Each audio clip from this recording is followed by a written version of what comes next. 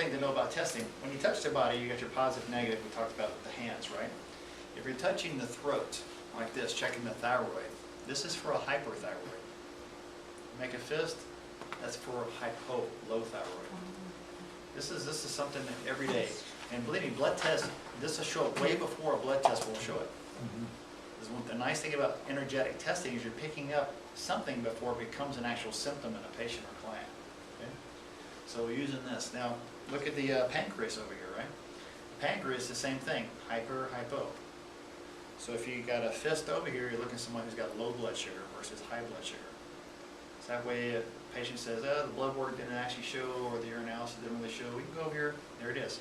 And to verify it is the muscles that work with the pancreas itself, and that's the lats. They have to drop the shoulder down, turn the arm in, and pull the lat away from the body. They lock it in, see if they can hold it.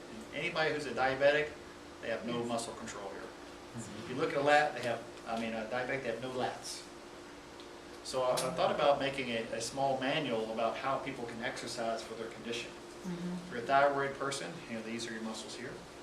If you're a liver person, of course, the shoulders and the lower pecs. So you can develop a workout routine based upon your weak areas of your body. I think how this could go even further than that. Okay, I have a shoulder issue. But maybe it's my anterior pituitary gland, actually. Like I've had all the rehab of this, I've even had a surgery, I've had chiropractic, I've had acupuncture, I've had all these things. It still hurts. Okay, maybe just doing like a anterior pituitary type product, boing, like we were showing the other day. Was it you, Skyler, didn't it? I think it was. We were showing about the anterior pituitary. No, it's Claudia. Claudia, but she's not here today. We're showing how the supraspinatus muscle relates to the pituitary gland. So think about this: if your shoulder is bothering you here, that you actually do the exercises for these muscles, the empty cup exercises. But you want to go a step further and going, okay, those are the ones I need to strengthen, but what's the loved brother? What's the opposite side? And when you get to an anterior pituitary reflex, and it's the supraspinatus muscle, it's the muscle on the opposite side called the tensor fasciae latae. And this is a class in itself, guys. This takes a little time to get a tactile touch to the human body, but you'll start finding out that maybe the shoulder issue is really a knee or hip problem.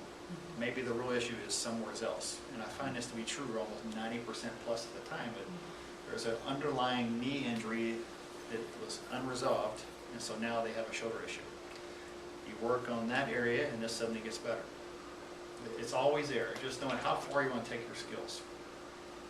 So with that concept of knowing how to exercise for a weakness or check hyper, hypo, because low blood sugar, your lats are going to go. Your lats. If your thumb out, that's spleen. Thumb out is spleen. But the spleen is also here. You get someone who's got a lower immune system, have them do this, they can't hold these fingers together. I had a patient had their spleen removed. They could not do this very well. I give them desiccated spleen. Remember we talked about desiccated organs? Desiccated spleen, poof, she held it together. Now she may need to be on the product the rest of her life since she doesn't have a spleen. Maybe not, we'll see.